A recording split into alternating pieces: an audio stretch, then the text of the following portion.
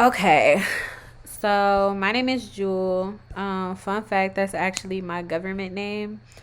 I was born and raised in St. Louis, Missouri. I relocated to South Carolina in 2013, and I've been down here ever since. Um, I've wanted to make music since I was a little kid. I wanted to produce and rap and like make songs and shit since I was a kid. Uh, my influences back in the day, like when I was really, really young, were things like I would say from the age of 5 to like 8. They were things like, just regular shit you hear on the radio or shit that your parents played, like Rihanna, Drake, Nicki Minaj. Nicki Minaj was like one of my biggest influences. Katy Perry, Kesha, um, Lil Wayne, Waka Flocka, um, just like whatever played on Beyonce, whatever played on the radio at the time, between like ages like 5 to like I would say 9, probably was like those are my influences. Then when I turned like 10, I would say from the ages of like 10 to like 13, I was playing a lot of like online chat room video games, like things like Club Me's, fucking um Club Penguin, Club Cooey, fucking Movie Star Planet, shit like that. And on those games, a lot of times there's like this little function where you can play a YouTube link in a chat, and everybody who's in that chat room can hear the song that you're playing. And so because of that, I got introduced to people like Skrillex, and I got introduced to dubstep.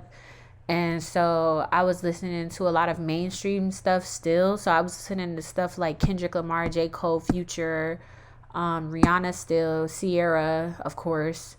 And then I was also listening to stuff like Skrillex and fucking whoever the fuck else was popping and doing dubstep at that time. Um, and I was also listening to a lot of rock music. I loved like Megan Diaz so much. I fucking love Megan Diaz. I was listening to all of their shit, and then I was also watching a lot of anime, so I would listen to like the anime intros.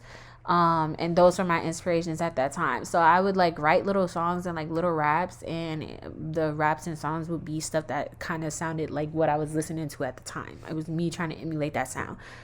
Then I would say from like the age of like 14 to like maybe like 16, I started to listen to a lot of underground music. Like I was listening to a lot of Young Thug, a lot of like Future still, a lot of Drake still, a lot of other mainstream things. But I was listening to like people like that. I was listening to Lil Yachty and Lil Uzi before they started blowing up.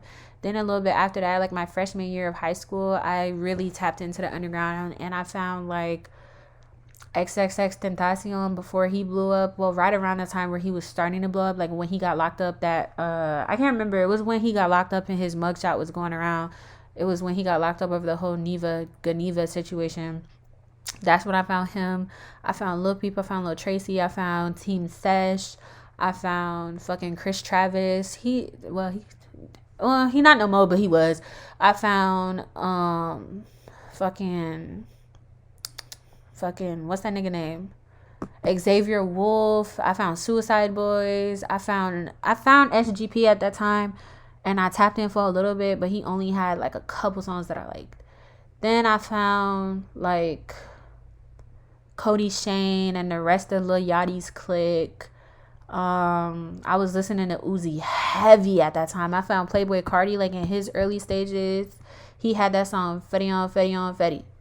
I can't go and I ain't ready. And so I was playing that shit. I was playing like all that type of shit.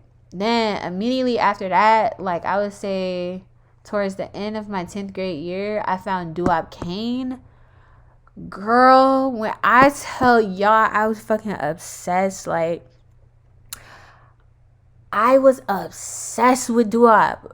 When I was listening to like X and all of them, like they were cool. I related to them a lot. But when I found Doo-Wop, I don't know if it was because of his age or just because like he's a young nigga from the South. I don't know what it was. And or maybe it's the topics he rapped about. I don't know what it was, but I related to him a lot. Like listening to doo-wop like really opened up the underground for me altogether. Y'all could say what y'all want about that nigga, but once you find doo-wop, like, you gonna find everybody else in the underground. That nigga is really like, it's like, you know how motherfuckers be like, you got the gates to heaven? Like, doo-wop is the fucking gate. And then after you find his music, you find everybody else. Like, cause I kid you not, immediately after I found his music, I found like Candy Pain, DJ Quincy, Flu Hunchos, Slime Cito, Gunu, fucking 2 Gram Cam, Bali Baby, Molly Brazy, Rico Nasty, Mallory Merk, fucking all the other female rappers that was fucking rapping, Asian Doll, all of them. That's when I started finding all of them people. What's that girl? Saucy Bola or some shit. I forgot how you say her name. But I found all of them people after I found him. And he was like my favorite rapper for the fucking longest. And I was just listening to all of that shit. Burberry Perry, Burberry Shorty, nigga. Fucking all types of people. Like, I was listening to so fucking much. Like, I have playlists that are just like dedicated to like that time frame. Through and like show y'all some of the shit I was listening to at that times. And like give y'all a good like time frame on like what I was listening to. So this would be around that time, and this was the type of shit I was listening to. Like I said, Burberry Shorty, YN Billy, like doo-wop, of course. I was listening to Destroy Lonely, Slime Dollars. Oh my god, I can't forget Pierre Bourne. Oh my god, I was listening to a lot of Pierre, a lot of Trippy. Like, I feel like this group of people, like this era of music is what opened my mind to music, because I feel like I've always been writing and rapping and shit like that, but I feel like I overcomplicated it a lot for myself, and I didn't really know how to just like rap about how I was feeling. Like, whenever I used to write raps, it was like super fucking overcomplicated. And when I started listening to like these people, all of these people, that's what made rap like easy for me, if you get what I'm trying to say. Like, it made it easy for me to understand, I'll say that. So at the time, I didn't know that you could record at home, and I didn't find out that you could record at home until like the end of 2019, when I met a group of people who taught me how to record. And I actually met doo-wop because of these people. So fucking or I met him through the internet. So like towards the end of 2019, it had to have been like November of 2019. This boy Baines, me and him no longer talk now, but it's all love. He made a group chat, and he just threw a whole bunch of people in there, and then he threw like doo-wop and Skip Go-Kart and like some other people in there, and fucking all of them niggas was in there talking, and doo-wop and Skip Go-Kart just started fucking responding in the group chat. And like, it was crazy, because like when I tell y'all I was obsessed with doo-wop, I literally had a fucking obsession with him. Like, I was fucking insane. Like, I used to go to school every day and be like, yeah, this is my boyfriend. Motherfuckers would be like, yo, like, who the fuck? Because down here in South Carolina, these niggas don't know shit about underground music, and I'm not even capping when I say that. Like, when I was at school, like, I was really tapped in with the underground. I was a motherfucker who was putting motherfuckers on. Like, this would have been me around that time. Like, this is me around that time. And I was like really putting motherfuckers on, because niggas did not know nothing about no fucking underground music. Them niggas did not know shit about that shit. Like, they didn't know nothing. They was listening to South Carolina rap, which is not bad, but like, it's not the shit that I was listening to.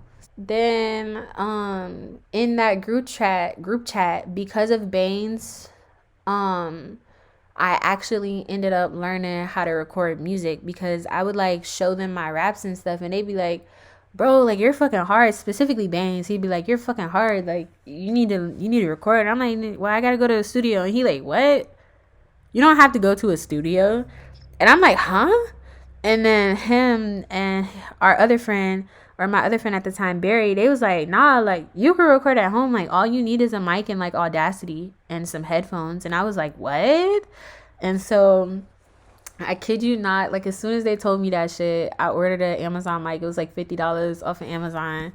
And then my mom had like this broke down ass like little, you know, them little computers, like the touchscreen little notebook computers.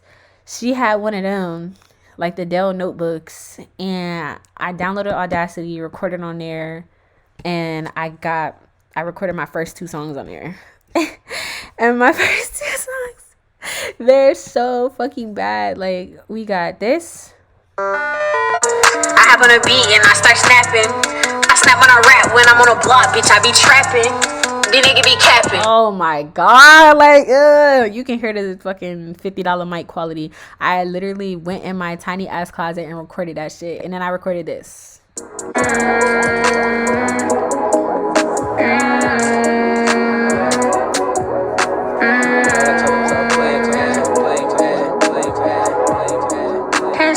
Up, so I'm gripping the pole. You put in work and I swear it's gonna show. So yeah, that's that. I did not mix either of these songs. I had my friends mix them for me. I can't remember who mixed them. I think Barry mixed both of these. Or Busta, my bad. I think Busta had mixed both of these for me, and then he definitely did this. I remember he did this too. Like, he had slowed it, but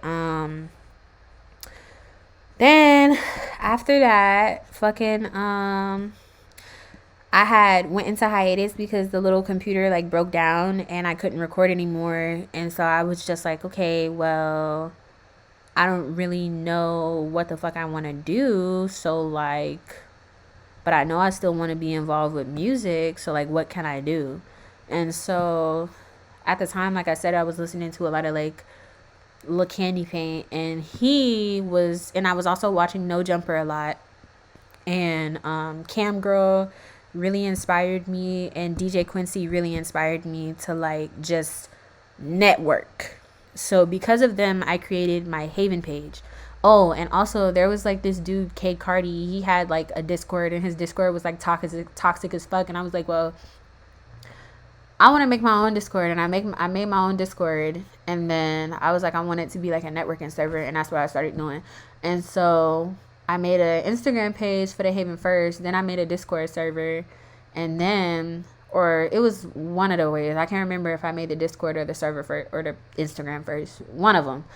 But so what I would do is I would like go live like on the Instagram page, and I would tell motherfuckers like to request their songs, and I would literally play their songs on my TV and just turn my LED lights on and like dance around in my fucking room.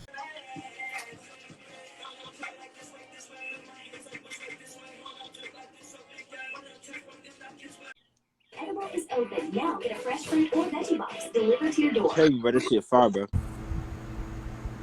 Tell her to chill, tell her to relax. Big ass put a bag in the bag.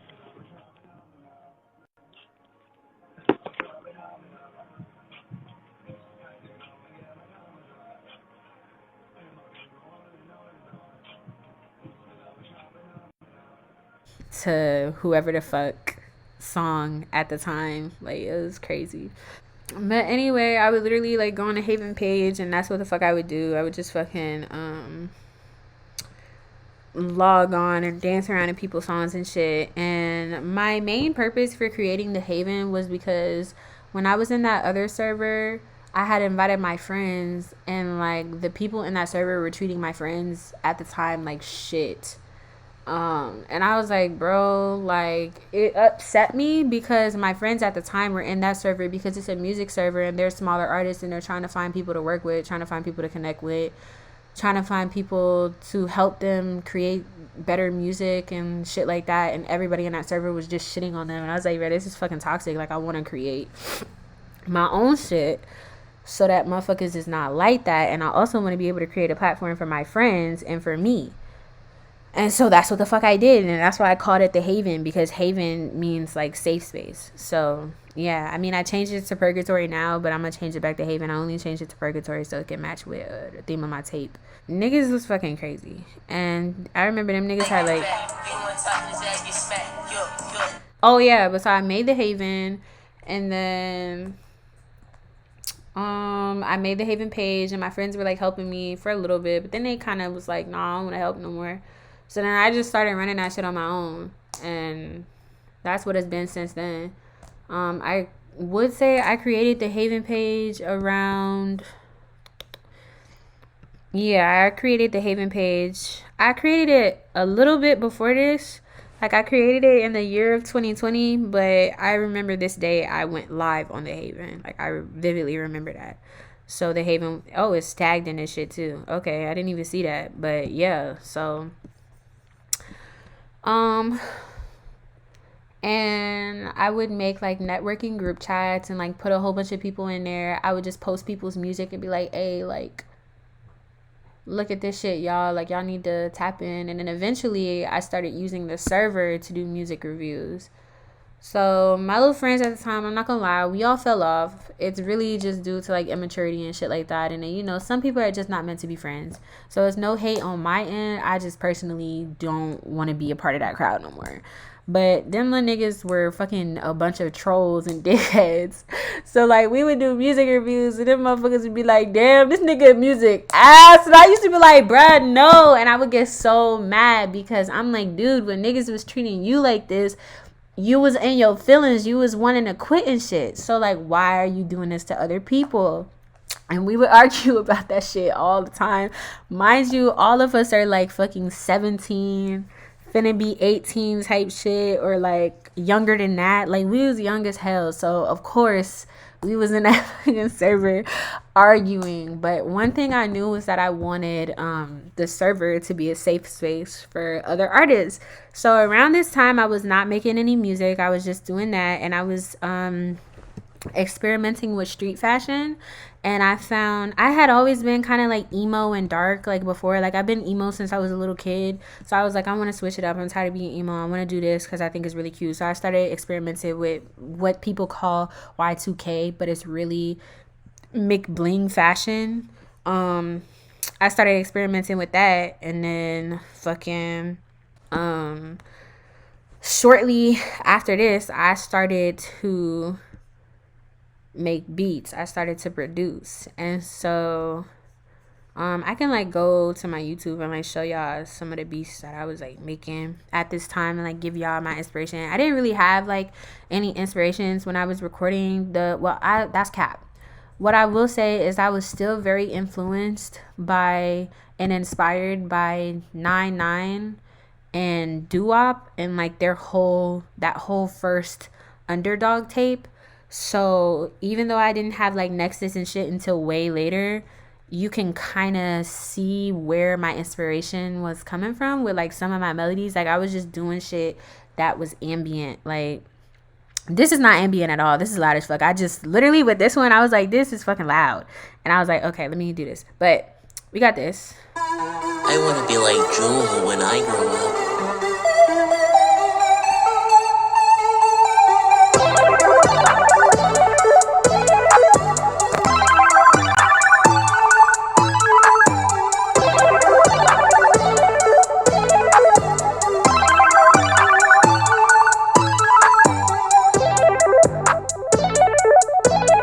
I think this beat is so cute. Like it's literally so cute. Like I wish it would show us. Oh, it does. So I made this like August of 2020. Oh my god, this is so cool. Like actually going back to look at this shit. Like this shit makes me so happy. So this was around the time where I had like upgraded and I had got like a better like setup and stuff, and I had upgraded from my little notebook, Dell notebook, and my $50 mic and $5 headphones to a MacBook Pro, a Scarlett Solo interface, FL Studio, and I had got some other shit. But I had upgraded my setup a lot, and that's the current setup that I have right now. I'm trying to upgrade again pretty soon, but y'all probably like, what the fuck? How did you have all that money? Because that's a bag right there, bro. Like, that's a bag. I'm going to tell y'all a secret. So this was the beginning of Corona, like literally the beginning of Corona. This was like the first, like 6 months of Corona, and everybody was on lockdown. I had walked for graduation already, and I was not used to being in the house and shit, and I was not gonna go to work because technically I have asthma, I'm high risk. We didn't know what the fuck was going on Corona. I was scared, my mama was scared. We was like, fuck that. But I was like, damn, I need some money. So guess what I did? They was doing them Corona benefits. My mama put me on game, and we went and we did that shit, and I got my motherfucking Corona benefits, and them fucking Corona benefits were so crazy. I remember I signed up for that shit, and the first check they gave me was like 10K at one time.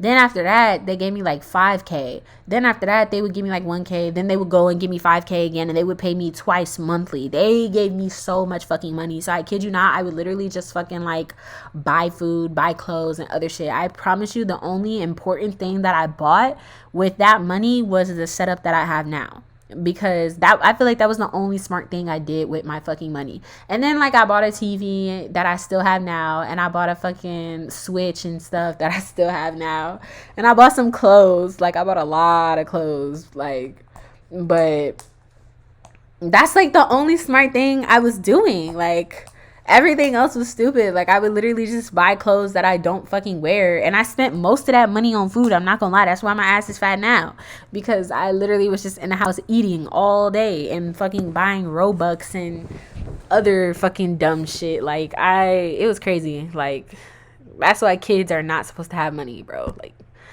but anyway, so this was like my first beat. I made this in August. So okay, so I'm putting together the timeline now. So I was doing the Haven, I was producing, but I was not recording. So at this point, I was using FL already, but I did not have like crazy VSTs and stuff. I was using all stock plugins. I was also doing interviews for the Haven and shit. That's why you'll see like interviews on my YouTube channel and stuff like that. But yeah, this is me. This is me and Busta. I want to be like Jewel when I grow up.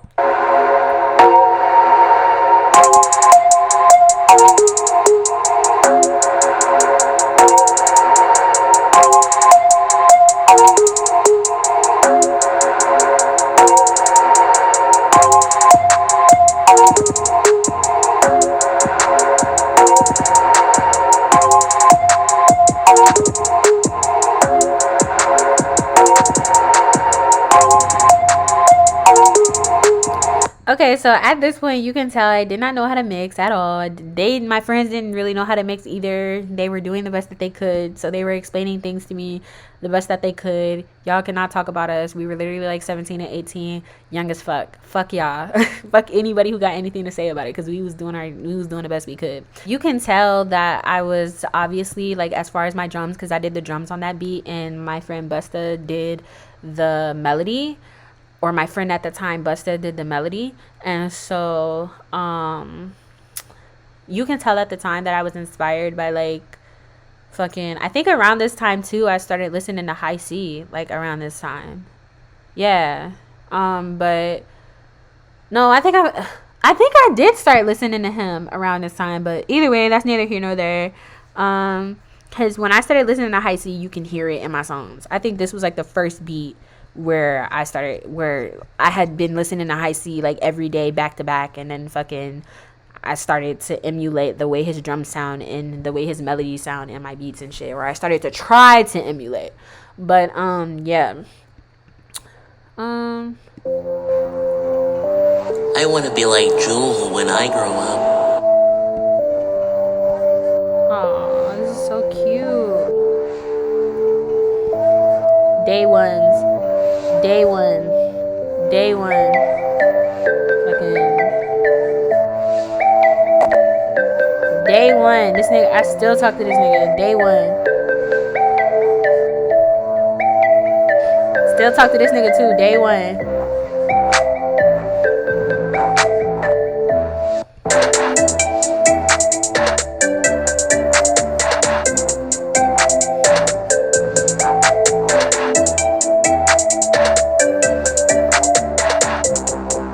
This time I was listening to like a lot of Booty Chain, a lot of Doo-Wop Kane still. I started listening to people like BK. I was introduced to like Hook, all of her people, and I was listening to a lot of High C and stuff like that. And yeah, I still was not recording, but that's what I was listening to. I then went on to just continue doing interviews because I was like, damn, I'm not really good at making beats. I was like, I'm kind of ass. So I'm going to just like show y'all some of the beats I was making. Some of these are collabs. I'll tell you if it's a collab. A lot of these are just me doing shit. And then I was still doing interviews and doing things with the Haven. I was not trying to record yet because literally what happened was When I first got FL Studio, I opened up FL Studio.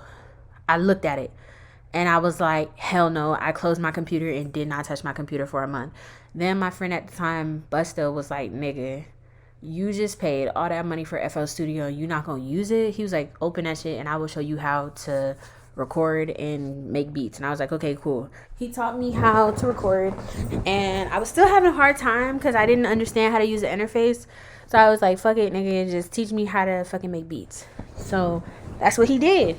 Him and Baines showed me how to make beats, and that's how I got to where I am here.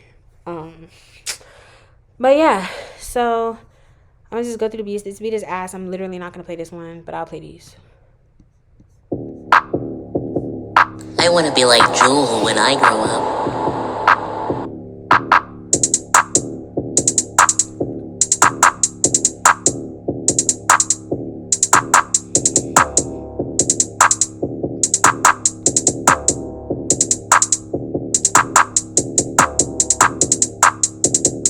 So that was literally just me trying to show off how cool I can be with drums. I was like, ooh, I just want to make a beat where it's just drums and just fucking show up. And so I did it. And then this is Level Up Part 2. Level Up Part 2, I think I literally just took the same melody and like did it again.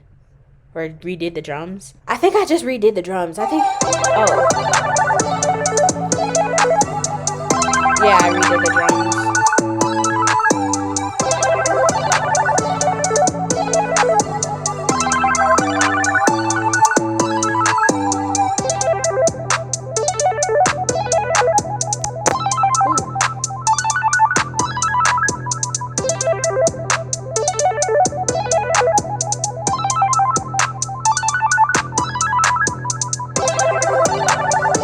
But yeah, I didn't know how to mix really.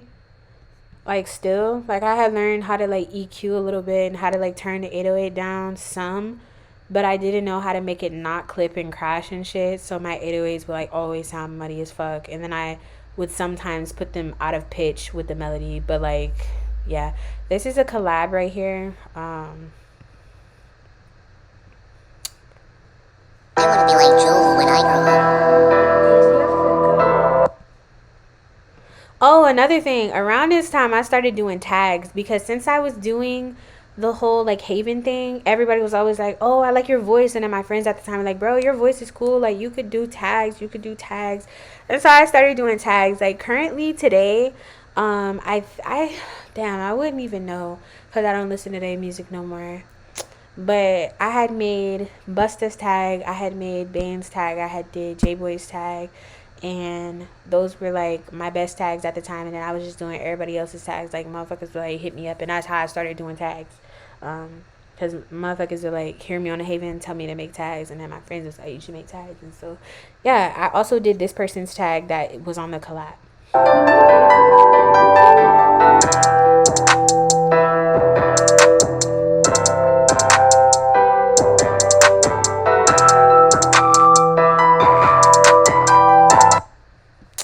This shit is pissing me off.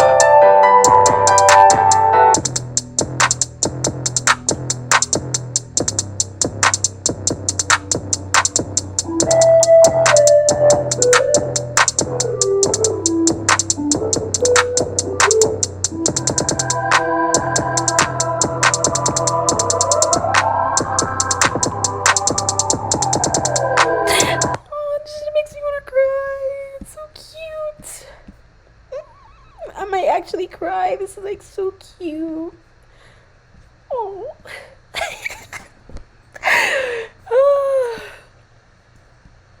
No, that is so cute. Cause I'm just like remembering like that time frame, and I remember like showing my mom that beat, and like fucking I remember making okay, bitch, I'm not crying no more. Fuck that shit. But I was listening to a lot of drill, also like UK drill and New York drill, so that's why the drums are kind of like aggressive, because I took influence from UK drill here. At this time I was listening to all the stuff that I listed before, plus the UK drill, plus that, plus Slay World. I was listening to people like Summers and Autumn and Can and shit like that at this time, and so that's how this beat came. Because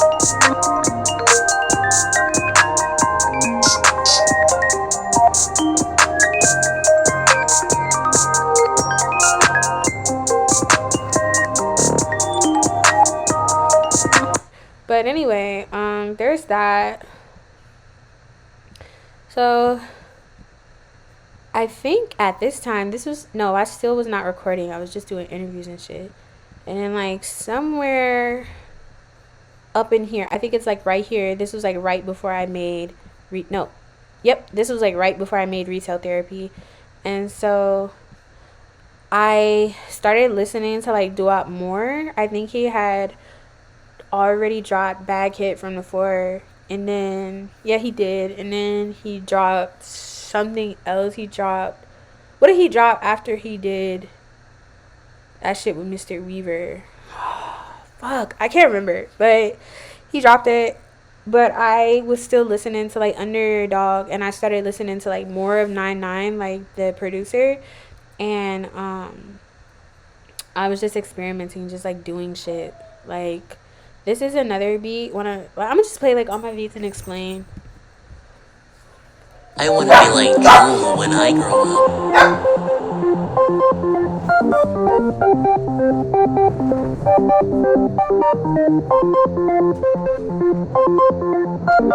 Fight!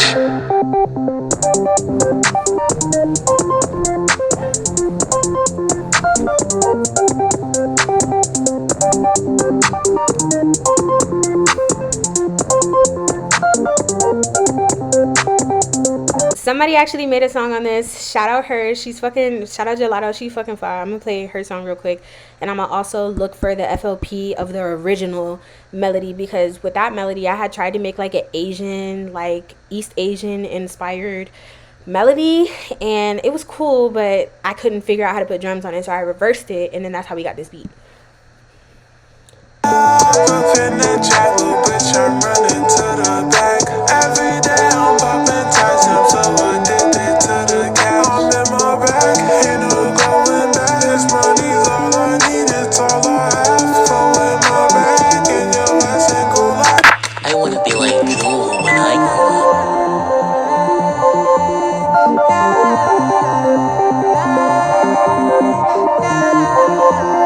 Yeah. Fight! Yeah, up in that jack, little bitch, I'm running to the back. Every day I'm popping ties, I'm so addicted to the cash. I'm in my bag, ain't no going back. This money's all I need, it's all I have. Throw in my bag, in your ass and go last. These niggas talking shit, but they ain't last. Who they tryna pass? I feel like shit, I walk out with some rats. Walked out of the sack, but that's just how they go. She gon' say when I say so. Get that money, no payroll. That little bitch 10 so.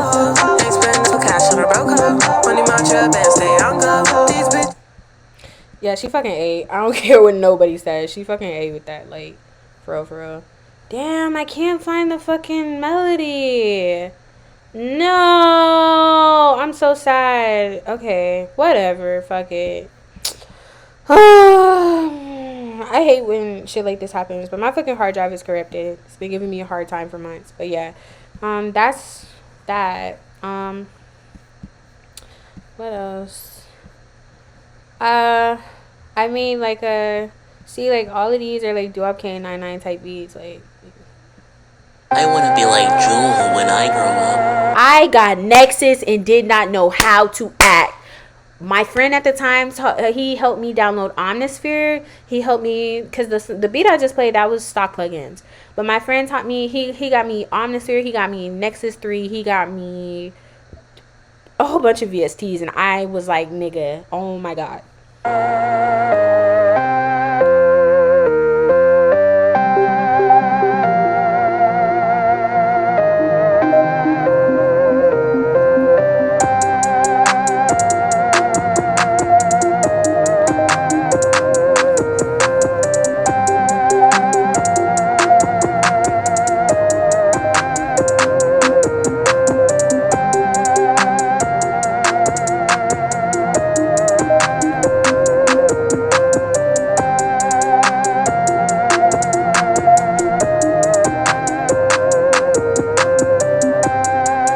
So you can hear the influence in the melody, maybe not so much the drums, but the melody for sure. This one is literally some fucking Doo-Wop Kane type shit. Like, this one I snapped on this. I wanna be like Jewel when I grow up.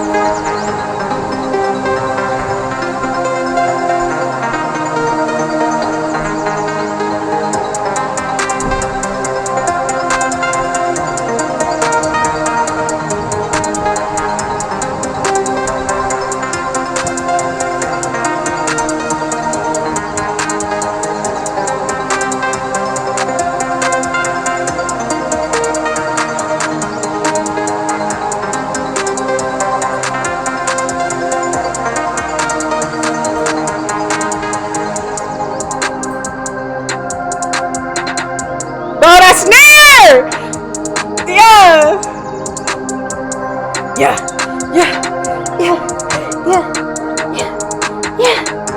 Like, that is literally some 9-9 shit for sure. Like, the only thing I will say I wish I would have done better is I wish I would have known how to mix better so that I could have brought the sub to the front, because I knew how to mix 808s at this point, but not subs. Man, that shit, I love this beat. This is like still one of my favorites now to this day, because I feel like this was when I started to understand the mechanics of like producing and shit. So I was getting better. So still was not rapping no more. I was just producing. Shout outs out Felix, because I fucking love him, but or I love his music.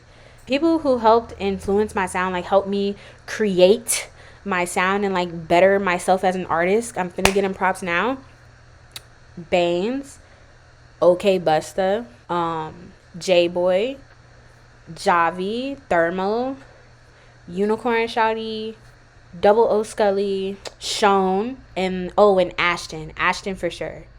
Those are the people who actually put hands on my music and helped me like better understand like the process of making music all together.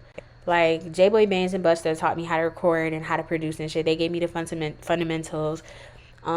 Uni and Thermal came through and helped me with my producing. They helped me understand how to like mix and stuff too, like vocal engineering. And then Javi taught me how to mix. Javi taught me how to mix. Like Javi taught me how to vocal engineer, bitch. Like that's why I know how to mix the way I know how to mix now, because of Javi.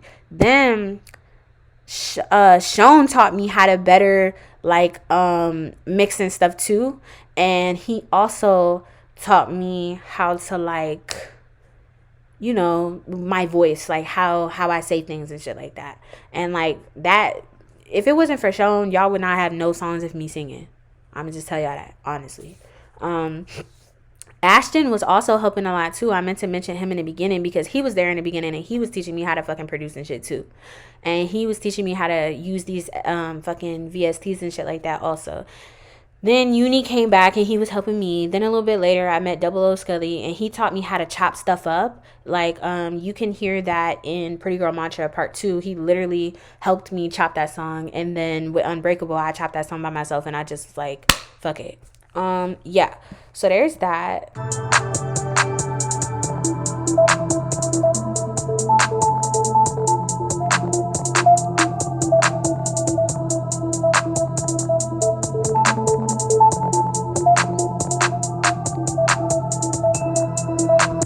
So yeah. Then immediately after all of this, I dropped Retail Therapy. Shout out Kilati for making my art. But shout out Kilati for making the cover art and helping me. She's been here forever and she's nothing but fucking amazing. This is also some art I have to use. I'm gonna use this year. But she is fucking amazing. Like, y'all need to go check out her art. But literally so this was the first song I had recorded from the point of 2020, like March or January of 2020, which would be like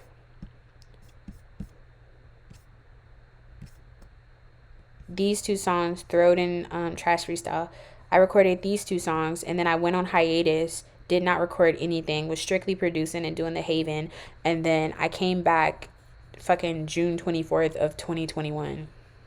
I think it was before June. But fucking That's like a long ass time to not be recording nothing, honestly. So with retail therapy, I was heavily inspired by like my friends at the time. So J Boy Baines, and they're inspired by fucking Doo Kane and Yachty. So the type of music they were making is like very happy, like happy trap type shit. So I was doing that too because those were the people I was influenced by. Like J Boy and Baines, like honestly, me and them not cool now, but I have hella respect for them music wise, like honestly.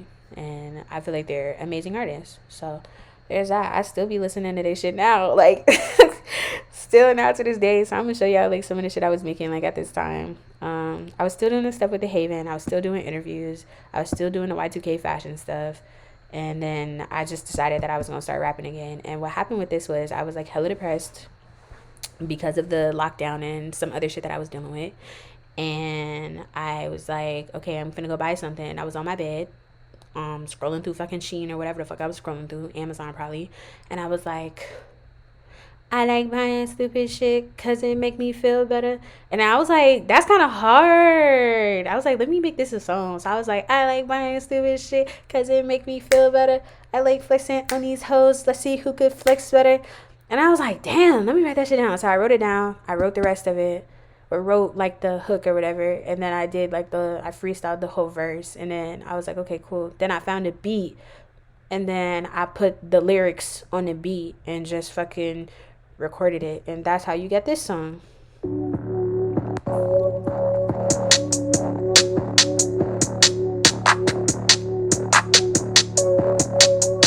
I like buying stupid shit cause it make me feel better. I like flexing on these hoes, let's see who could flex better. I like buying stupid shit cause it make me feel better. I put ice up on my neck cause it make me feel better. I like buying hella clothes, I like fashion. I like rocking and hardy and high fashion. I like that expensive shit, I like being flashy. I like flexing on these hoes, do it with a passion. If you a broke nigga, I don't know you. If I catch you talking down, I might have to hold you. I can never fall in love, I'm a hard eater. Motherfuck relationships, I need my pockets deeper. But yeah, that's that song. I remember like Baines was like, I don't even like the beat, but like, and he made the beat too, which is fucking crazy. But he was like, I don't even like the beat, but nigga, that shit hard. He was like, I like this song a lot. I actually listened to it. And I'm not gonna lie, when he first said that shit, I was like, this nigga a hater, low key. Because bitch, why like I come to you, I'm happy to show you a song, and the first thing you say is I don't even like the beat, but like nigga, what? My little feelings was hurt, but it's cool. I did not mix this. My homeboy at the time, his name is Kai. He actually mixed this for me. I don't talk to that nigga no more either. But hey, it's all love. I appreciate you, bro.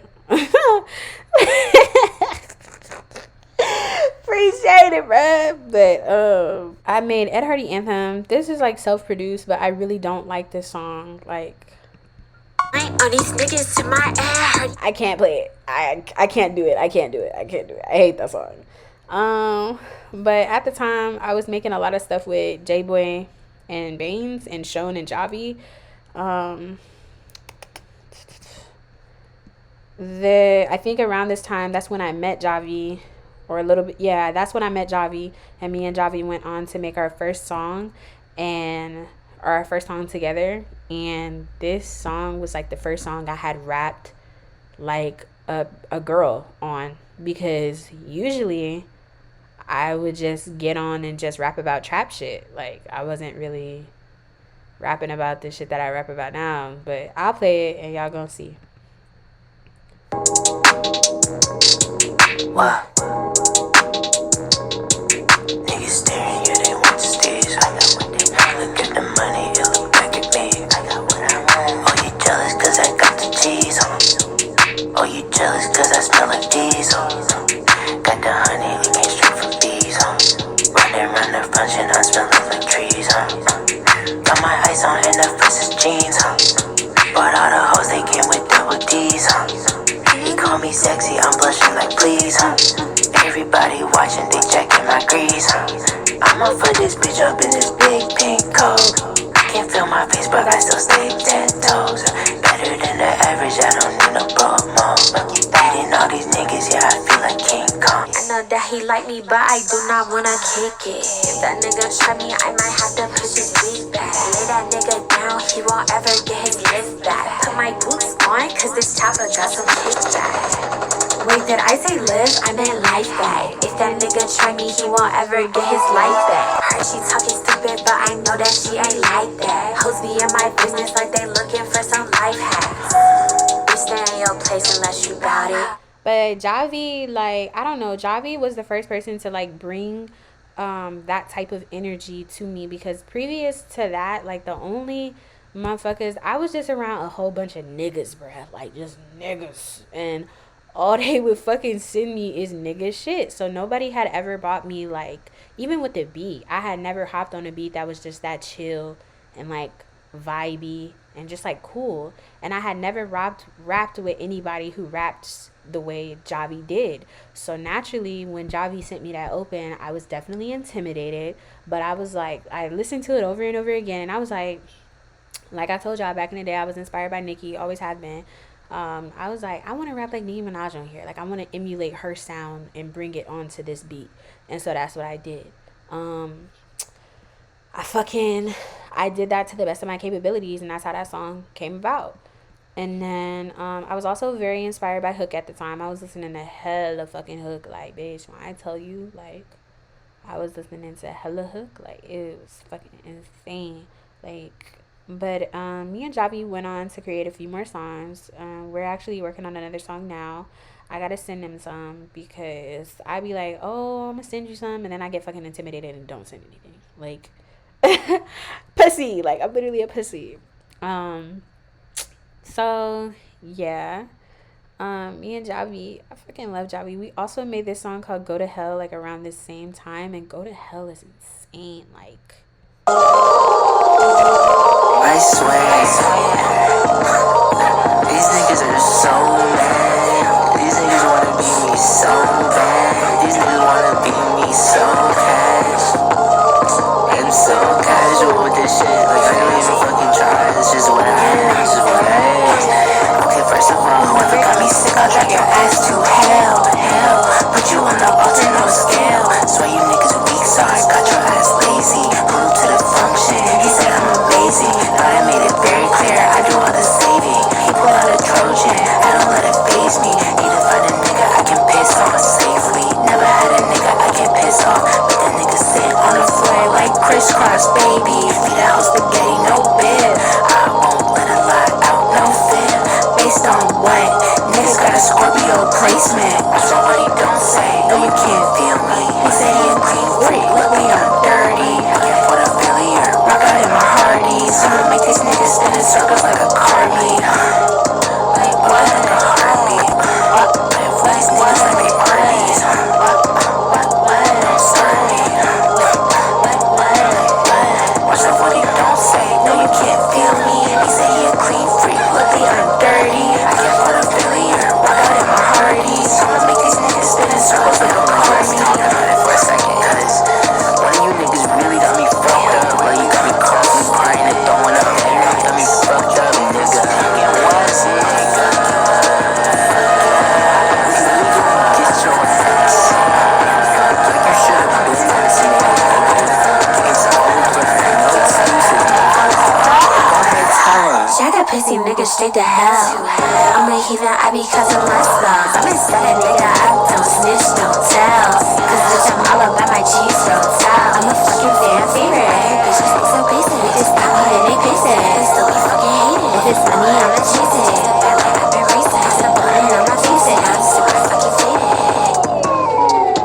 okay, but I'm not gonna play the whole song. But like, no, like, we snapped so hard. Like, we really did. Like, Javi definitely pulled me out of my bubble. Like, because I was so used to making one type of thing, and like Javi pulled me out of my bubble. And then around this time, I also made these songs. I'm gonna show y'all.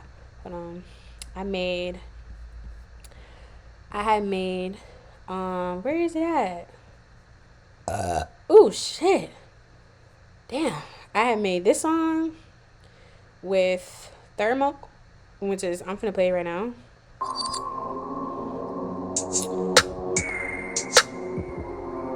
I think literally I made the song Kick with Javi. I made Not At All with Thermo. No, I think I made Kick with Javi first. And then I made Lost My Voice with Javi. I made Not At All with Thermo and Don't Need You with J-Boy the same fucking like 2 days, like the same day and a half. I made all of those songs the same day and a half. And like they're all different. Like I'm gonna play them. I'm gonna show y'all my verse and you're gonna like hear like the range, bitch. Like I was just doing whatever the fuck I want.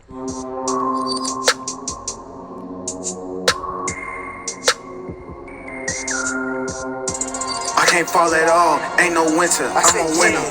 It get cold, diamonds on me, just like it's December. Feel like Simba, gotta watch my back, cause niggas smoke you like a switch. They wanna take you out the frame when you see the bigger picture. Hey, yeah, I'll get up with you, so I'm like a bill. I just miss you, yeah, you don't want no issue. Doing wrong as hell, pulling like some tissue. Send that booty hell, they gon' reminisce you. Pop, pop, pop, that shit ain't gon' miss you. Call up Jules, we get you. If you not with us, forget you. Carve your stupid ass out the pictures. Pistol packing, on my soul, I'm never lacking. Watch your tone, cause I get active, I be spazzy. This shit could get tragic, yeah. Make them disappear, and I ain't talking about black magic. Up that fire, put a nigga on a t-shirt. Bullets eat his body, something like a wide receiver. Nigga think he hot, put his body in a freezer. Put you in your grave, nigga. Grim Reaper. Nigga talking about he won't beat, but not at all. Nigga, I stand 10 toes, I could never fucking fall. Ask me if I'm worried about a bitch, not at all. Niggas say he getting money, that's a lie. So this song right here is actually crazy because once again, Thermo pulled me out of my bubble also because literally all I was doing, once again, y'all, all I was doing was fucking producing. Then I made Retail Therapy. Then a little bit after that, I did Pretty Girl Mantra. And then I just was like not really making music. And if I was making music, I was only doing shit with J-Boy and Baines, which was like that whole happy trap thing. So that's all I was doing. Then I met Javi. Javi was like, hey, they bought their energy. I started doing that shit. Then I met Thermo. And Thermo really taught me how to be... He bought aggressive energy. Thermo bought aggressive energy with his music. He's not an aggressive person, but he bought aggressive energy in music. And he gave me an opportunity, and I took that shit, and I was so nervous about hopping on this open. It took me forever to get on this fucking open, y'all. It took me fucking forever. I literally had this open sitting in my email forever, and I was so fucking scared because I had never done anything like that, and I told him that. And he sent it. I got on it, and he loved it. This is still one of my favorite songs now to this day because we snapped. Like, we really did. But fucking...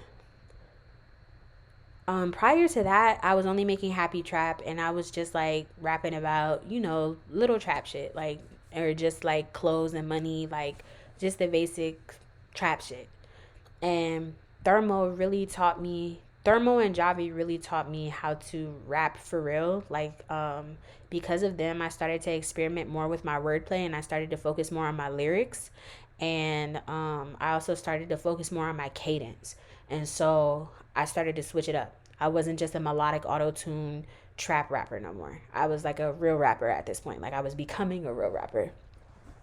I had always been like a real rapper, I guess, because like if I was to go through my archive and like show y'all some, if I can insert them, and when I edit the video, I will. These bitches obsessed. These bitches obsessed. These bitches need back 'cause I'm snatching that niggas. You fight over buzzers, I'm hacking these figures. You stress about a bubbish, my boy to get bigger. You mad talking shit, but I'm about to get richer. Yo, bitch, I'm counting these figures like her grade by my name is great nigga. I'm getting these rush, you gon' call me go diggy. Yeah, these rappers hope it, I swear that I'm sick of. Yo, I ain't never stressed, but I'm bitch. Hating asshole, I die for this shit. Fuck around here, this life for this shit. I don't play with that one, you could die, little. But like, I had been writing raps and stuff, and I had always been like aggressive back then, but like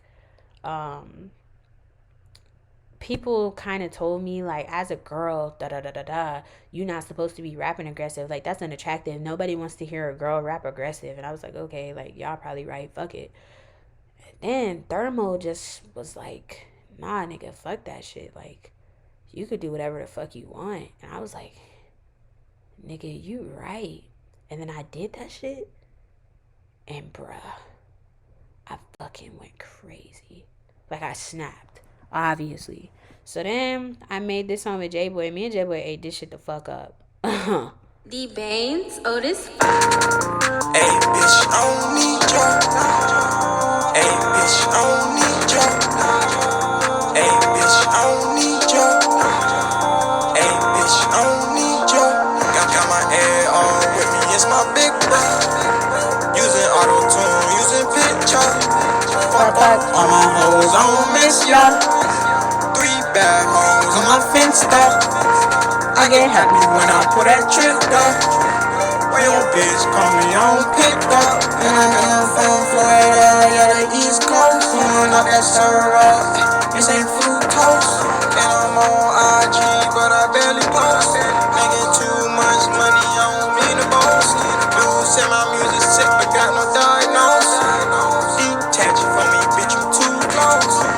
Bitch, you too brown, baby, like toast. You too dry, quite the oats. I don't take orders, nigga, I'm the captain.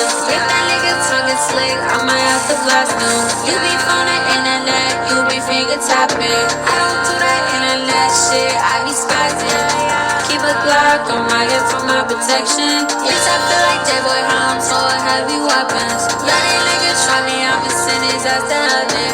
I could be a preacher, I'm handing out blessings. If you a broke hoe, baby, I don't need ya. Fuck friends, this a two-seater.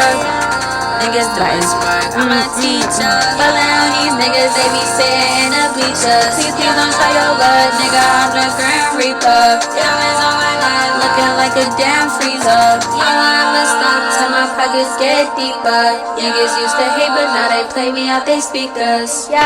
Keep a Glock on my hip for my protection. Yeah. Keep a Glock on my hip for my protection. Yeah. Bro, me and J-Boy ate that shit the fuck up. Why nobody doing it like us, nigga? Nobody is doing it like us. What? Like, what? What? Fucking what? Man, y'all, niggas could not fuck with us, like, ever. On they fucking worst days, bitches couldn't be us. Period. Point fucking blank. Like, bye. What?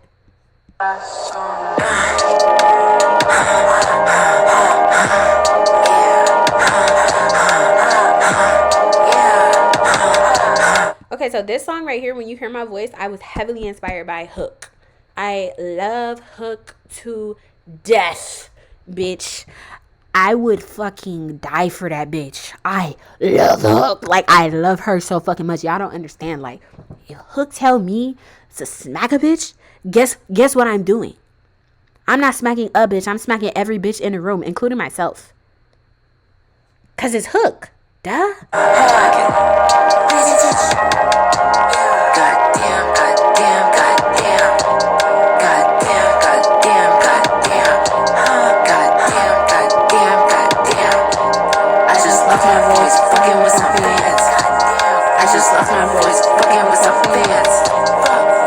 I should've do it, goddamn. And I knew I should've do it, goddamn. Against the grain, I went against the plan. Don't have the range, need a pickup sleight of hand. Became the main trending topic, no scams. I got really hot. We get really hot. Nigga really stupid, I'm like, be quiet. Nigga got me mad, I started right.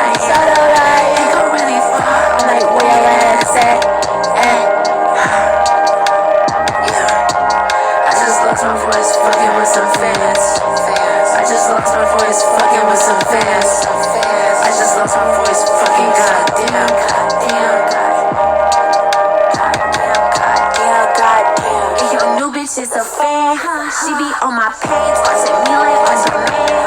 I'm in love with money, I don't want your fucking man. I get to the bands, fuck a hater, fuck a fan, fuck a friend, goddamn.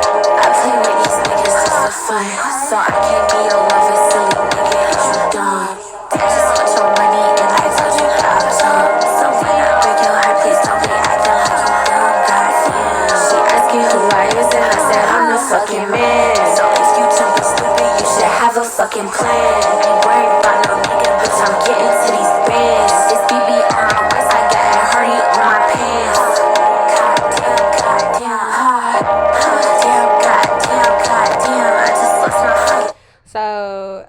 you can see, I was clearly inspired by like Javi and I Love You Hook on that song. And once again, every time Javi gives me a song, like they bring like very like chill, vibey, like sexy, sensual energy. And so I was working with them a lot. I was talking to them. Like we was on, it would be me, J Boy Baines, um, Javi and Sean, and whoever the fuck else was in the call at the time, like every fucking day on Discord for months. Like we would just go on my server and just talk and cook up. And we have a lot of songs behind the scenes, like a lot of attempted songs behind the scenes, but not many of them came out or got out. Were released, I mean. There is a song by Sean called Obsessed with Me. So Sean made this song and he was like, he obsessed me, he obsessed me. And he like reversed the beat and like that shit was so fucking hard, bro. So, and Sean also taught me how to like do these little mixes, like these little DJ mixes, because Sean was doing that shit. And I was inspired by Sean hella, so I like did my own little rendition of that. Where's the one with Sean at? Where is it at? Where is it? No, I know it's in here. It's got to be in here. In His Mind. It's called In His Mind. It's the first song, bro. So Sean literally showed me the song randomly, and I was like, oh my fucking god, what is this melody? Like, what did you do? Like, and he was basically telling me he like reversed the beat because he couldn't find a flow on the beat regular, so he reversed it and then he got on it. And I was like, bitch, I need to try that. And so I ended up doing that. And I'm gonna show y'all my inspiration, which is gonna be this song that I'm gonna play, and then I'm gonna show y'all what ended up happening when I was able to emulate my inspiration. Sean is a bad bitch, y'all. I fucking love Sean. Like, but maybe I'm here just to show people. Oh, also that's me in the tag. He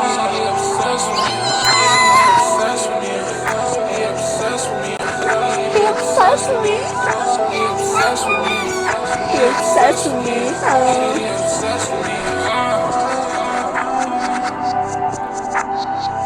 I think I skipped some of it. That just pissed me off. Why did I do that? The nigga can't get rid of me. He was he upset at me. His mind.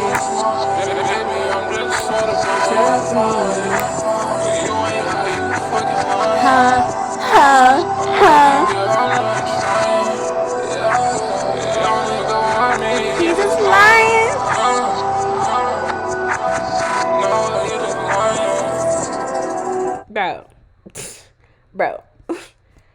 Bro. So do y'all hear how fucking like sensual and like sexy that song is? Like, oh my fucking god, like that beat, that song, Sean's vocals, like, I'm sorry, but one thing about me, I'm a gush over my fucking friends. I love my friends, but bitch, Sean ate that shit the fuck up, and I'm so glad he fucking made that song and like showed me that fucking song. I'm pissed that it's not up right now, because why would you take it down? Excuse me.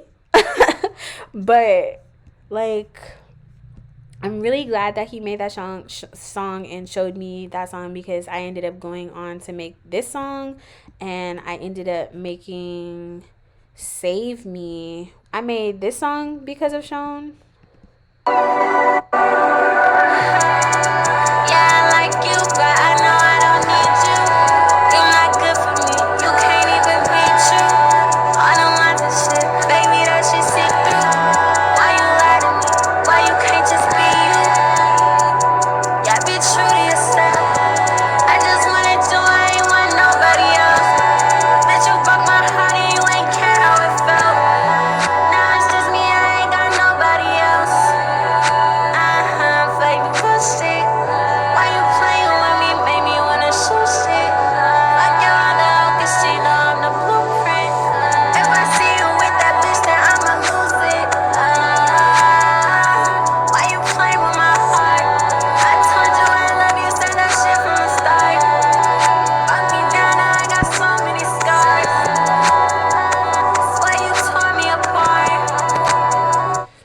anyway, that's that song. And then I think I met Jay Laurent around this time too. No, I think I met Jay Laurent before that.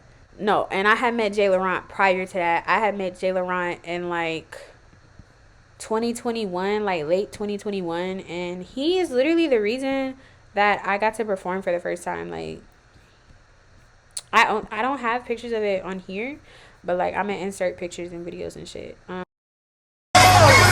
gonna fuck me? Ooh.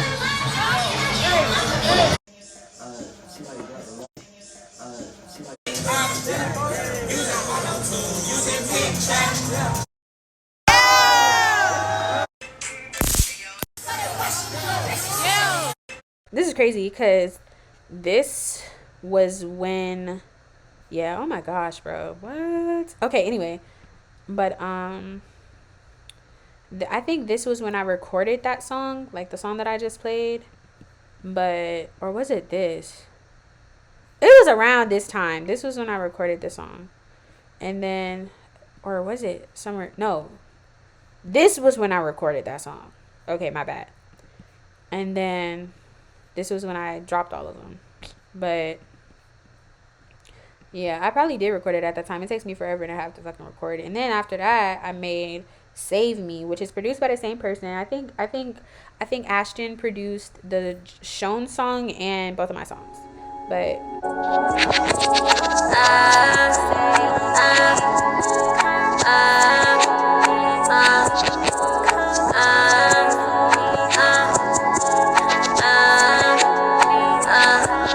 I swear I ain't nothing like these other hoes. I can show you different, baby, that's for sure. I'll give you my heart if you give me your soul. You fucking with a demon just to let you know. I can prove that. If I see you with another bitch, then I'ma shoot that. Why the fuck you playing with my heart, nigga? Don't do that. If you keep playing with me, bitch, I'm gonna abuse that. Boy, you know I'm crazy, but I can't help that shit 'cause you my baby. okay, so you can see the inspiration per yeah, but yeah, I was heavily inspired at this point. I was heavily inspired by the people around me. So I was heavily inspired by Thermo. I was inspired by Sean, Javi, J-Boy, Bands. I didn't really have any like other, I would say, external inspirations at this time, because, and I don't even consider Sean and all of them external influences because those were my friends. So like I consider them a part of me because they were my fucking friends. That sounds so dramatic and I sound like a fucking crybaby, but I'm being for real. Like, they were my fucking inspirations. Nobody else, nobody outside of that. It was just them. Like, those people were the people who were directly inspiring me and influencing me. And then a little bit around this time, I met Double O Scully, and that's how we got Party in the Back. Literally, I met. Oh, I had made Party in the Back before that, I think, or did I? No, I think I made Party in the Back after. No, I did make it before that because I released Pretty Girl Mantra after. So around this time was when around this time was when I met Scully, and then me and him made Party in the Back. It got taken down because he took it down.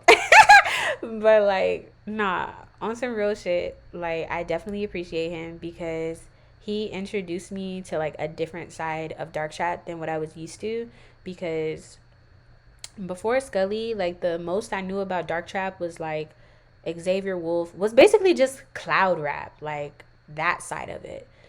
And then Scully came and he showed me like all the other niggas. Now I had been listening to like 4J and like fucking Suave Guala and like Crook. I had like heard some of their shit, but I wasn't like listening. And then Scully came in the picture and he showed me his music, and I was like in love with his music. I loved his music so much. And then one day me and him was in VC, he was cooking up and he made the beat and he put his vocals on it. I was like, this is hard. I want to hop on it. I want to hop on it. I want to hop on it. He was like, okay, bet. Here you go. And then he sent me the beat and I got on it. And initially he had a different verse than what his verse is now today. And then I sent him my verse back, and then he was like, oh, hell no, you ate me up with my own beat. I got to change my verse. And so he changed his verse, and that's how you got this one. And I'm going to play it because a lot of people probably don't even know what the fuck Party in the Back is because it's not on SoundCloud no more. But this song, like, got me really popular. Like, this song right here, Pretty Girl Mantra had got me clout, a little bit of clout, and then Retail Therapy got me some clout too, because with Retail Therapy, Doo-Wop had seen it, and then he reposted it for me, and he had it up for a little bit, and I got some traction because of that. And then immediately after that, I dropped Pretty Girl Mantra Part 1, and it was doing good on TikTok, and I got a little bit of clout for that. And then Scully came through, and we dropped this song. It went crazy on TikTok. It went crazy on fucking Instagram. It went crazy on SoundCloud. It went crazy everywhere. So this song right here, I'm not even gonna lie, really did help me out, like, a lot. And it also did help to influence the sound that I create now today, because in this song, this was like the first time I did like that little raspy, like, thing that I do now. This was the first time, like the first like rendition of my gremlin voice. This is like the first time you'll hear it. So hustling, I heard straight thug. Nigga think he cold, I'ma put him in a up. If he talking stupid, we might have to get to touch. Let him run up, I'ma up it and I'm blessed. So soldier, pull up in a rover. Badass bitch doing what the fuck I told her. Carry in the underground, I've been getting swole. Let the whole weight of the world on my shoulders. DJ double O, nigga.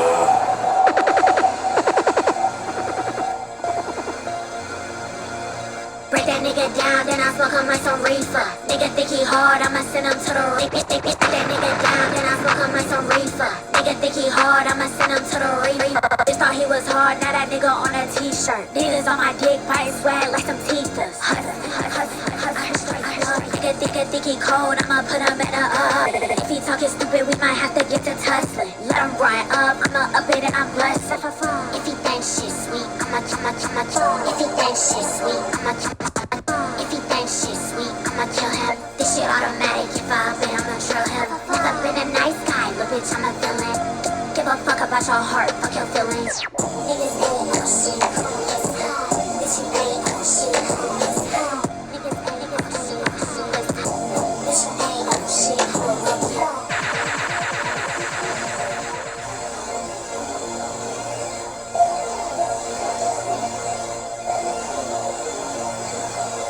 It's a party in the bag and this shit for real. It's a party in the bag and this shit for real. Get that money, let's do it, do it. Get that money, let's do it. I'm a chiropractor, I'm making hits back to fucking back. Never turned around since the day I died. Laughing to the bank, put the paper in the money sack. Niggas woke up, a sleeping dragon, ain't no coming back. Young so soldier, pull up in a roll back. So soldier, pull up in a roll up in a badass bitch doing what the fuck I told her. Every in the underground, I've been getting swallowed up. Got the whole weight of the world on my shoulder. yeah, but yeah. So that song got taken down, and then me and him, we made some shit behind the scenes. We made some like songy shit behind the scenes, and we also made some like other shit behind the scenes. And I think part of the reason why me and Scully were so close and why he influenced my music so much is because, first of all, that nigga is different as fuck. Y'all can say what the fuck y'all want about that nigga, but that nigga's music is different as fuck. I mean, you can say that there's similarities to like 4J and like other people like that, but like this nigga Scully, like he does his own shit. So I'm just saying, when I met Scully, he introduced me to the other side of dark trap, because prior to that, like I said, all I knew about dark trap was like fucking cloud trap and like the little tiny examples of dark trap that I had seen. I meeting him, he like opened me up to like dark trap. So the best way for me to describe this would be, because prior to that, all I knew was like sigilcore really, and I don't even know if you would consider like sigilcore a subgenre of dark trap, because like sigilcore sounds like, I mean, I guess technically you could say that sigilcore is a subgenre of dark trap, because you have rappers like Majin Bloody and what's that nigga Hex God or whatever, who like they hop on dark trap beats, but it's still considered, or some of their shit was still considered sigilcore because of who they were working with. But like even still, like sigilcore is like different. I don't know, but So you know how I was saying like Doo-Wop Kane, like an example of him would be like, or the best way for me to describe to him, like him is like he's the gates of heaven. So the gates of the underground, like the happy side of the underground, and then you go through and you find everybody else that's associated with that style of music. And then for me, Scully was like that again, but like for hell, because like dark trap is definitely associated with like darker topics and darker sounds, and so of course hell, like gates of hell type shit. So as soon as I found Scully, I found everybody else. And I started listening to a lot more dark trap, and then I started listening to Majin Bloody Heavy, and oh my god, that's how we got to the point that we're at right now. Me and Scully fell off. I started listening to Majin Bloody Heavy. Um, fucking, I was still like, come here. I was still very heavily influenced by like the type of music that me and him made together. And I still had all them dark trap niggas around me. So naturally, like, I would still want to make dark trap. And then I started listening to Majin Bloody like every day. And I was like, bro. Then fucking Majin had dropped Make America Bloody Again. And I was like, nigga, I have to make a song like this. And so I made Unbreakable. That fucking song is old as hell, like actually. And then I made fucking Unbreakable. I was like, damn, I actually sound really good when I do this shit. I should try to make like a whole tape like that because I haven't dropped anything. And I was on hiatus at the time. Like, I was dealing with a whole bunch of shit mentally. I was like, bitch, I'm finna take a break. Up to that, I was just dropping singles. Me and Danny Kyoko made a song.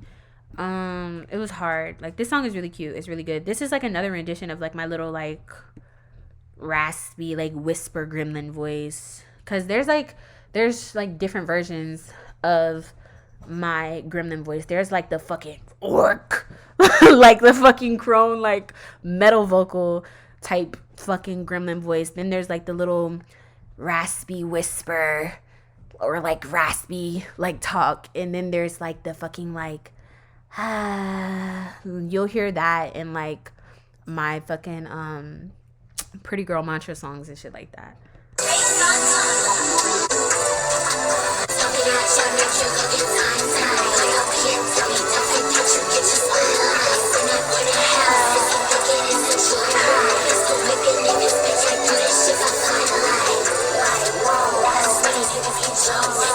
Okay, I really ate that song to fuck up, but I'm not finna play that whole song, so fuck it. But I was still cool with Scully when I made this song. He actually helped me chop this song up. This was the second Pretty Girl Mantra, and this is so basically I've never heard anybody else make music like this. Like I've not heard anybody do this. The closest thing I could say to this that I've heard to this would be like High C and some of like 4J shit, but I really don't hear anybody else rapping or doing anything like this because I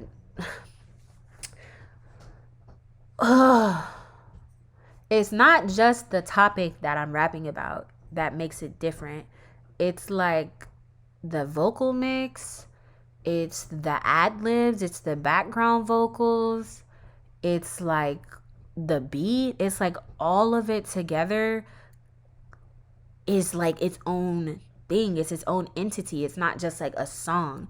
And the fact that I keep doing it, bitch, this shit is finna be a genre, and I'm finna call this shit Lilith core, because when I make songs like this, I'm very inspired by like, I'm a little nerd, so songs like this are heavily inspired by dark feminine figures, things like Lilith, fucking Kali Ma. So fun fact, around the time that I was recording Banshee, I was introduced to Kali Ma, or not introduced to her, but I started to tap into her energy more, and I started to take inspiration from her more, and she actually inspired like most of Banshee, like because she appears as something that is like raging. She's not always like that. That's just how she appears most times when you look up pictures of her and stuff. um she inspired me to be angry and like loud and like just let all my feelings out. And she also inspired one of my ad libs, my blah ad lib, because in all of the depictions of Kali Ma, you see her sticking out her tongue. What noise do you make when you stick out your tongue? Blah. So I was like, that coupled with the angry ass fucking like energy, that's how you got that fucking angry ass blah ad lib. So shout out Kali Ma. That's my mom for real. I love her. Fucking anything that has to do with succubi, vampires, or sirens. That's like where the background vocals come from. That's why when I make songs like this, you'll literally hear me in the background like, ah, like not even fucking singing fucking songs, just like harmonically fucking singing melodies in the background. That's where that shit comes from, because like I'm inspired by this, what I think a siren would sound like, or what I think a succubi would sound like. And these songs are basically me narrating what I think it would feel like to be a real life like succubi or vampire or whatever the fuck. So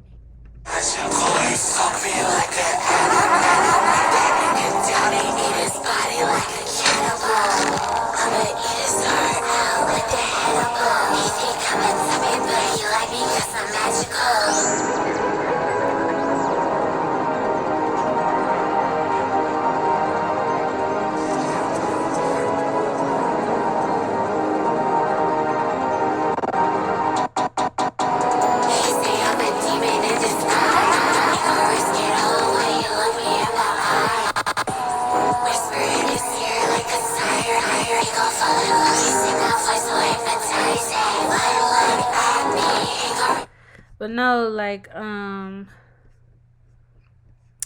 these are very like inspired by sirens and shit. And Pretty Girl Mantra 1 was like inspired by High C and like his whole movement. And I was like, this nigga always talking about mantras and shit, I want to make my own mantra. And then I was like, okay, like, Why can't I get him off of me? I got blue band. I like this song, but like I feel like the mix could have been better. I didn't really know what I was doing with mixing, but because of like this song right here. So Pretty Girl Mantra Part 2, Uni, I had one mix and the mix was okay, but I wasn't fucking with it. So Uni came through and he like gave me his preset, and then I tweaked it, added on some more stuff, and made my own preset and put it on this song. And that's why my vocals sound the way they sound. Okay, so I meant to add this in the original recording, but I forgot. So around this time, me and Uni were also working a lot together behind the scenes. Me and him just would like hop in VC, and he would like show me his beats, because that nigga is fucking amazing when it comes to beats and shit. He's amazing, period, but like he just be snapping off with his beats. But he would show me his beats, and then he would show me like mixes and stuff, and he would like help me mix and help me produce, and then we would like work on songs together. So we got hella shit too, but like I don't know, we just don't ever complete anything. Around this time, we had also made this song, and then this song went up, and it was like random as fuck. Like Sebi had sent us the fucking beat, or he sent Uni the beat, and then Uni came to me and was like, do you want to get on this with me? And I was like, oh shit, bet. And I got on it. And then it went up. Like, it's crazy. Uni ate me up, I'm not gonna lie, but my little verse was cute. Like I really ate. I'm gonna show y'all. I'm gonna skip and stuff.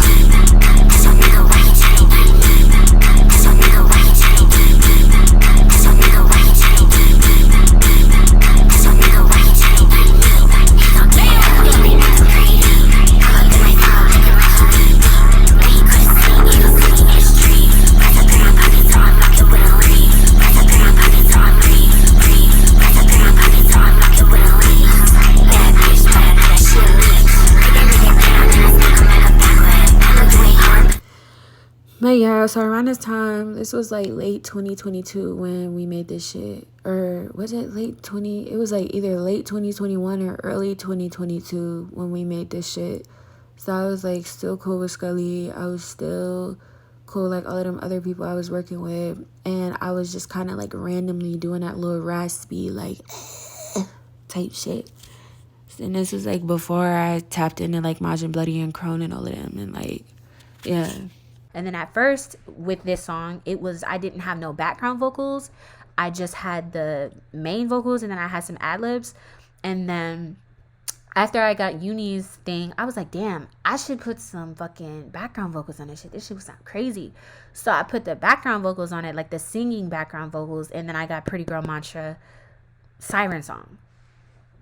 Because it sounds like a siren is like singing to you.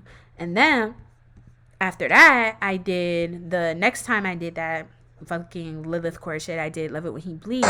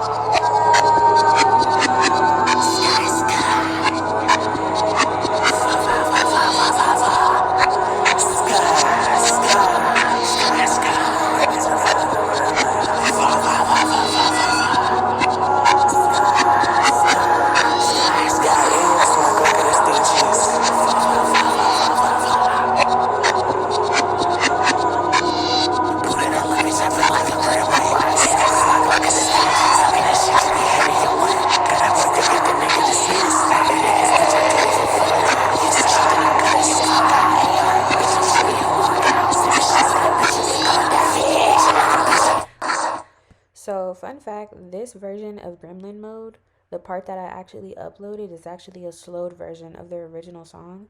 The original song, like my punch-in speed was like way fucking faster. Like I was literally rapping so fast. And the way I came up with that melody was I was listening to my song Riot and I was recording videos. And then I had heard like a melody like in between the bars because I had misheard something. And then I came up with this flow. Okay, so that's Lilith Core. Y'all can say whatever the fuck y'all want, bitch. That's what I'm finna call it. That's what it is, because nobody else is making music like that. There's no other bitch in the fucking underground that makes music that way. And if there is a bitch in the music or in the underground who fucking is inspired by sirens and things like that, they don't make it the way that I fucking make it. This genre of music is fucking Lilith Core. I don't care what the fuck y'all say. This is my thing. Shut up. Suck a dick. Y'all niggas can have all these different versions of fucking plug. Let me have my shit.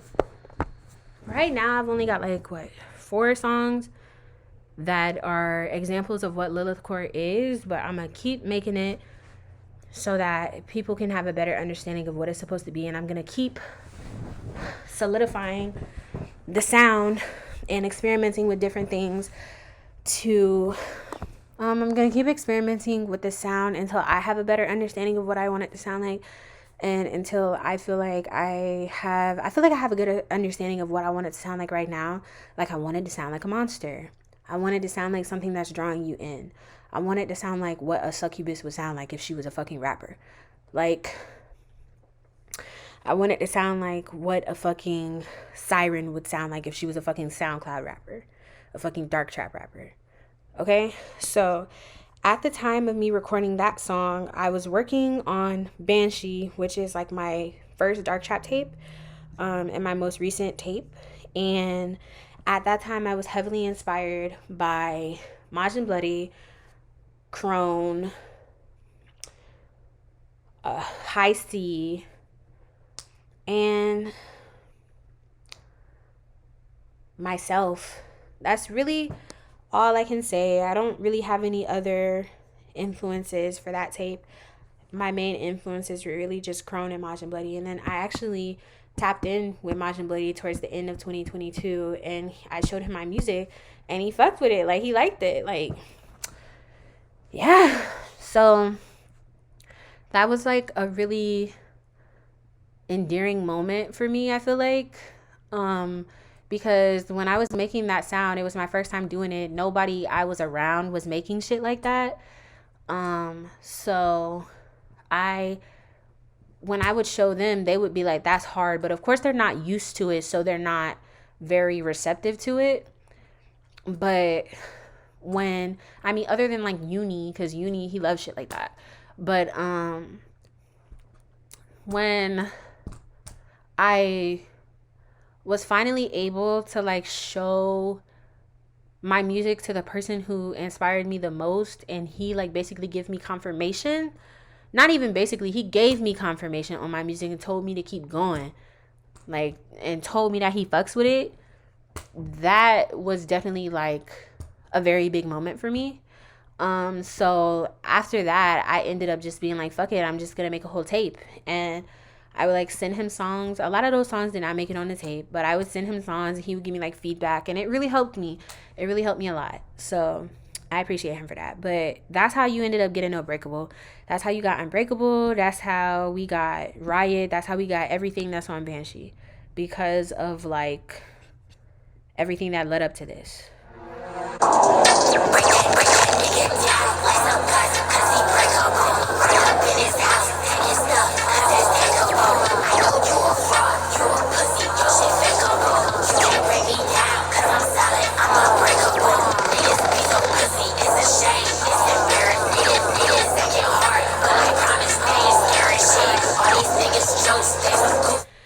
So like I said, like I had already been doing a gremlin voice, but the first time I did that gremlin voice, it was on a song Party in the Back with Scully. I low-key did that shit on accident, and then I just was like, okay, my vocals sound the best when I do it this way, so might as well just fucking keep doing it. I did it for the whole entire song, and I was like, okay, cool. So then I made a couple more songs before I made Unbreakable, where I was trying to use the fucking like gremlin voice, and it just did not work. Then I wrote like the hook for Unbreakable, and then like I found a beat, I put the hook on the beat, and I freestyled the rest. The whole first verse, everything else after that is a fucking freestyle. And basically like with my music, at the time of recording this, I was very angry about a lot of things that I'm not gonna speak about, but I just wanted to let niggas know, like, no matter what the fuck you do to me, I'm not going nowhere.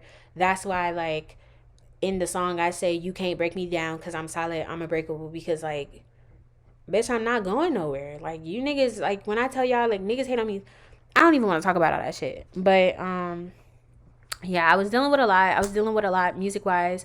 Like, niggas hating on me. I was dealing with a lot of like niggas not wanting to work with me, because believe it or not, no, it's not even a believe it or not thing. It's one of them things where it's like, either you gonna listen to what the fuck I'm saying and take this shit seriously, or you just gonna ignore it and be a dickhead about it like everybody else. Either way, it doesn't matter, because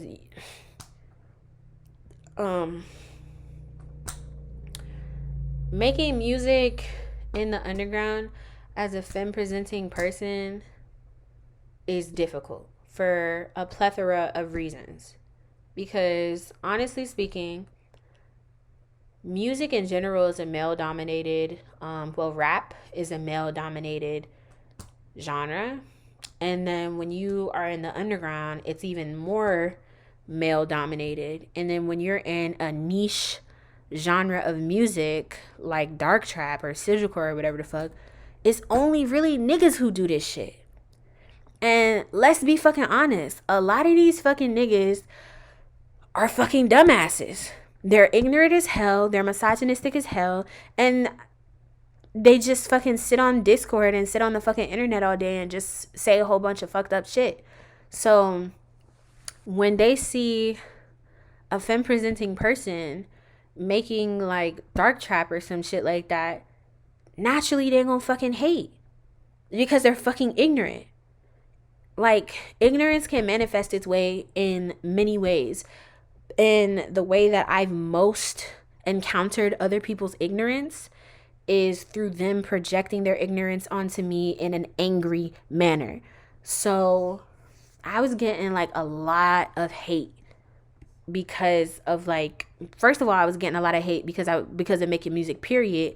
But when I started doing the whole dark trap shit, like when I did that song with Scully and shit, that opened the door to a whole bunch of toxic ass niggas. It opened the door to a whole bunch of awesome shit, but it also opened the door to a whole bunch of toxic ass, dumb ass, incel ass, Discord booty scratching, shit smelling, fucking sweaty booty cheeks, fucking ass indent in the chair, Discord mod ass niggas who just happen to be SoundCloud rappers also. So yeah. And then I was dealing with a lot of shit in real life and I was struggling. But so I had to let these niggas know something, because niggas used to always tell me like, oh, you should just be a fucking OnlyFans girl. You can't rap. Whole time, like, bitch, I out rap most of y'all. So fuck. But I'm not finna let my ego talk. I'm gonna shut up.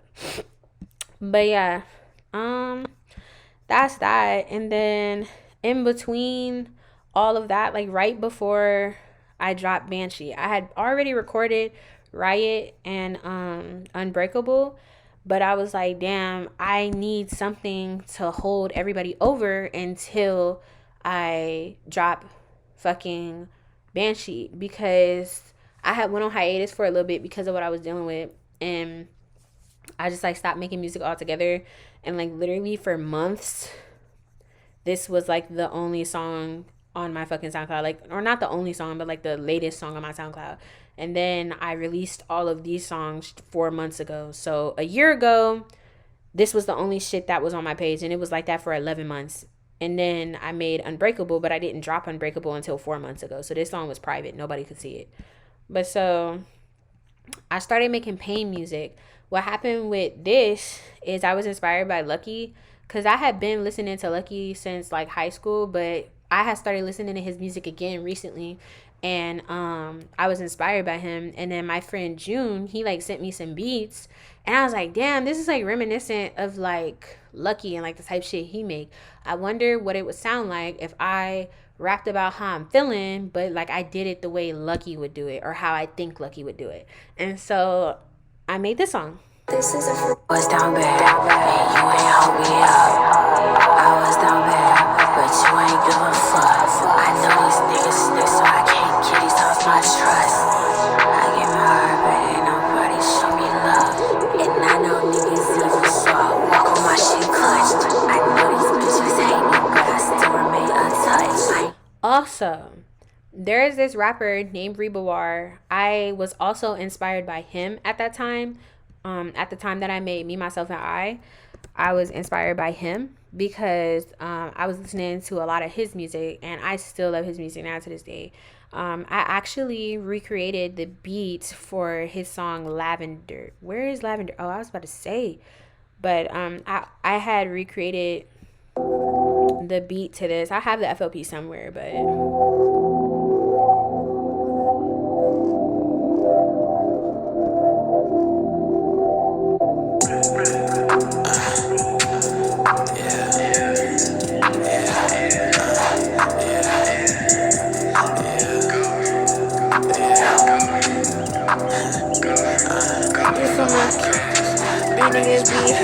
my 30s while I'm skating. Bitch, I feel like Jason on a Friday and I'm hating. Told her I wish niggas so she look at me like Satan.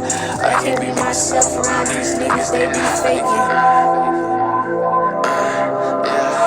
I don't owe these niggas nothing, I've been on my own forever. Drop that bitch off where I found it, she got makeup on my sweater. Keep my foot up on their necks, I swear to God that I can't let her. Okay, I'm not gonna play the whole song, but like I was like heavily inspired by him at that time too. So, and I was really wanting to make a song like similar to the type of stuff he makes, because a lot of his music is like really emotional. And a lot of my music is emotional too, but like his is emotional in a way where it's like he literally just gets on a beat. The beat will be like super ambient and chill, and then he'll get on a beat and he'll just literally tell you exactly how he fucking feels. And I was like really eager to do something like that, because like I said, I was listening to a lot of him. I was listening to a lot of Lucky, and I was like, okay, I've been making hella angry shit. I want to make something that I can actually like talk about my feelings on. And so that's how you got fucking Past My Limit. Fucking that's how you got the entire interlude like little EP, because of like that shit. And then fucking yeah. So and then right now, I'm kind of just chilling. I am working on another EP, and then I have some ideas for some other things, but I really want to focus on getting myself out there more right now. I was gonna quit recently, I'm not gonna lie, because, well, I'm not gonna talk about it, but I'll tell y'all why I changed my mind. So, when I started making music, or the whole entire reason I wanted to make music from like day one, was because I wanted to be heard. And I wanted to create an outlet for myself, because like I said, I'm from St. Louis, Missouri. Growing up in a place like St. Louis, Missouri, you don't really get the opportunity to like be extremely expressive, because when you are extremely expressive, people look at you weird and treat you differently. And in most places it's like, okay, fuck what people think about you, but bitch, in St. Louis, like that shit is not just like, oh, they gonna talk shit about me, ah ha ha ha ha. It's like them kids will try to jump you. And in St. Louis, the crime rate is like super high. Motherfuckers be getting stabbed, motherfuckers be getting shot, motherfuckers be getting their house shot up, motherfuckers be getting robbed over the dumbest shit ever. Now, I'm not no bitch, but I'm also not no dumbass. So eventually, after constantly getting like targeted for being like different, because I've always been different. While everybody else was wearing Jordans and fucking Nikes, whatever the fucks, I was fucking wearing high top Converse and Skechers. And while everybody else was getting fucking regular box braids or fucking them little relaxers with the swoop bang or whatever, I had box braids that had green, purple, and pink in them at the same time. So I was fucking weird, and I got targeted a lot growing up when I was living down there. So growing up there, I kind of learned how to bottle things up and how to be like an emotionless robot, because if you are too expressive of anything that's not like quote unquote toughness or hardness, motherfuckers bother you. So I kind of like carried that through my entire life, and recently I realized like I don't have an outlet type shit. And I used to draw and stuff like that, but I don't know. Like I wanted to be heard. And then also like another thing is I have like an internal monologue and a musical monologue like in my head. And like literally every day, like all I hear is lyrics. I hear melodies and fucking like rhythms and shit, and I have to be able to get those things out of my head, because if I can't fucking get the melody that I'm hearing on a song and actually be able to hear it like physically, I'll lose my mind. Like, do y'all know what it feels like to have a song stuck in your head, a song that doesn't exist stuck in your head? Bro, that shit will drive you insane. Like real shit. So that coupled with all of this stuff that I was feeling already, I was like, damn, like I need to create an outlet. And that's how I got to where I'm at now. That's why I started recording music in the first place, because like music has always called to me. It's been my calling since fucking forever, and I love it. And it's like the only thing that is keeping me sane.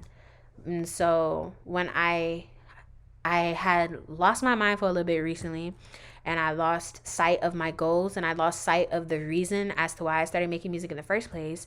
And I was like, fuck this shit, I'm done. But I'm like, nigga, even if you do try to quit, you know damn well like you're not gonna be able to quit, because you're still gonna hear those melodies and those lyrics and shit in your head, and you're still gonna have to write them down and make them come to life. You still have to. Like, I have to. Like, you're still gonna come back to it regardless whether you're fucking putting it on SoundCloud or not. So why not just continue to put it out there and fucking let people hear you? And then my thing was like, sometimes I be getting upset because like I don't get enough plays. Like, for right now, my engagement's hella fucking low. Like, I got 300 fucking, like, what? Fuck it. But I'm like, seeing that is like super discouraging. But and then like when I'm getting hated on, like I had a whole bunch of bullshit happen recently. Like, it was this bitch mad at me. I'm not even gonna talk about that. But it was a lot of dumb shit happening recently. I fell out with somebody who introduced me to a different like side of music, and like was heavily like inspirational to me.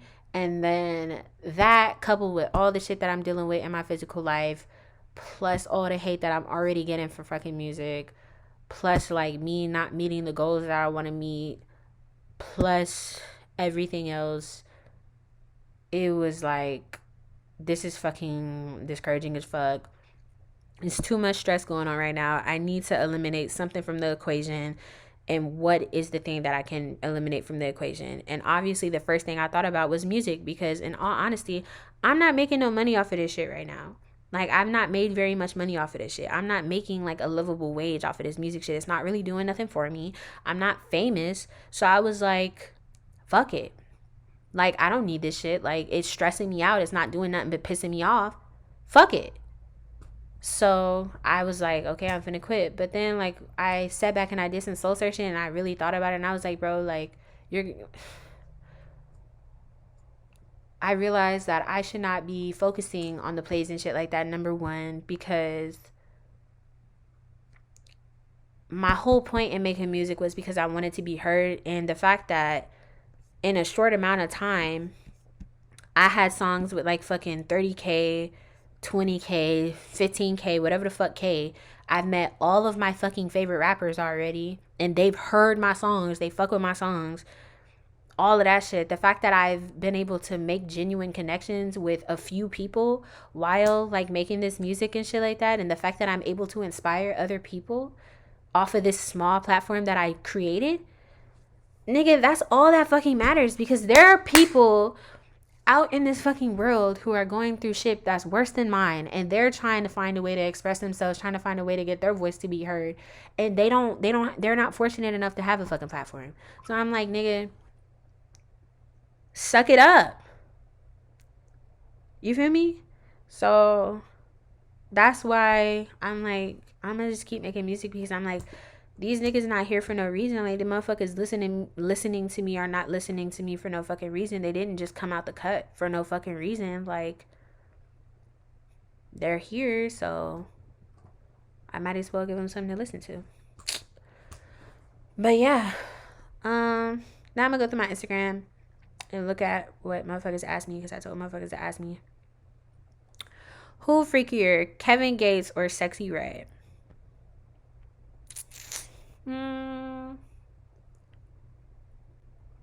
I think Sexy Red is probably freakier, but Kevin Gates. Kevin Gates is freakier, because that nigga, like, did you see that fucking interview where he was talking about how his brother's dick is bigger than his? I don't think I've ever heard nobody say no shit like that in my life. Like, that nigga freaky as fuck. Like, somebody said, where the song visuals at? Will you do any? I think maybe eventually, like, I'll do some visuals for my songs and shit like that. The only reason I don't have any up yet is because my discography is like so small. Like, I don't have many songs up. Like, I have 42 tracks and then a few features. So like, I don't really have any songs that, or I don't have enough. And then also I don't have enough traction, I feel like. But I think like I'm finna just say fuck it and just do it anyway, because like, why not? Why the name Jewel? Jewel is actually my government name. Like, that's my first name. And I used to go by Jules, but I was like, nigga, that's stupid. And then everybody kept getting it wrong when they were like crediting me on shit. So I was like, bro, I'm gonna just go by Jewel. Like, my name is Jewel. That's my fucking first name. All of my music is like a literal representation of like who I am. So I'm like, might as well just fucking use my regular name. And then somebody said, who's the biggest inspo for your career? Can be music wise, fashion wise, etc. I have a lot of big influences. Like, I can't even just say like one. I could give you like four. I would say my biggest influences would be Rico Nasty, Duop Kane, Majin Bloody, and Chrome. Those are my biggest influences. Oh, and Hook, of course. But I would also have to say that my biggest influences are the people that I'm surrounded by. So like Shone, Javi, J-Boy, fucking Baines. Even though I don't talk to them no more, they're still big influences. Fucking Scully, like I said earlier, he's a big influence.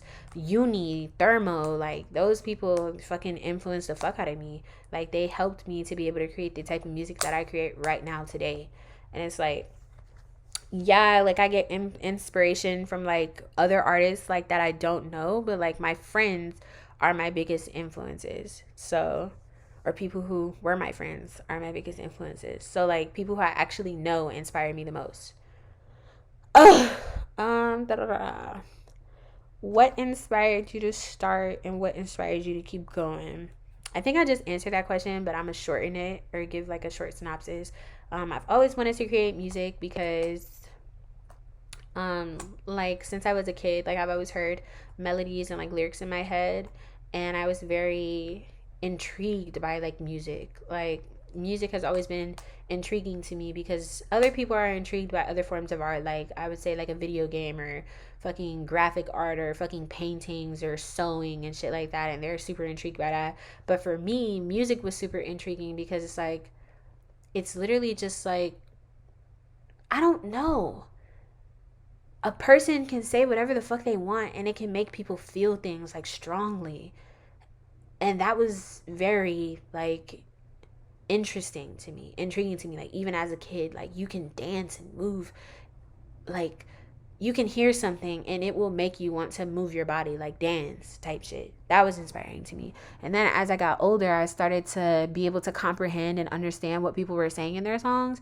And I started to feel things because of other people's music, and then that inspired me to want to create even more.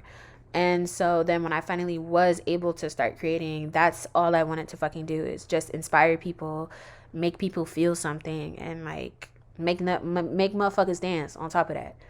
And then the reason I keep going is because like I know I can't let it go. Like, honestly speaking, like I'll probably be 50 years old rapping. Even if I don't fucking drop it and like put it out, I know I'm still gonna be making songs and rapping and shit like that because it's my calling. That's what I like to do.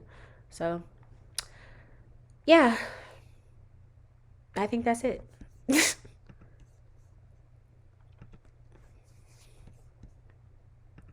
Actually, I'm not done yet.